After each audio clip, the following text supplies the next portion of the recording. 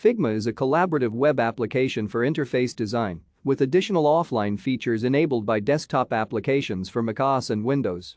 The feature set of Figma focuses on user interface and user experience design, with an emphasis on real-time collaboration, utilizing a variety of vector graphics editor and prototyping tools.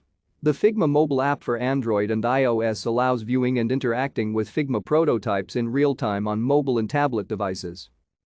Adobe announced on 15 September 2022 that it would acquire Figma for approximately $20 billion in cash and stock. Dylan Field and Evan Wallace began working on Figma in 2012 while studying computer science at Brown University. Wallace studied graphics and was a teacher assistant for the computer science department, while Field chaired the CS departmental undergraduate group. The original objective behind Figma was to enable anyone be creative by creating free, simple creative tools in a browser. Field and Wallace experimented with different ideas, including software for drones and a meme generator, before settling on web-based graphics editor software.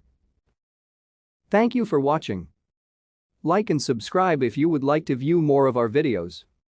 Have a nice day.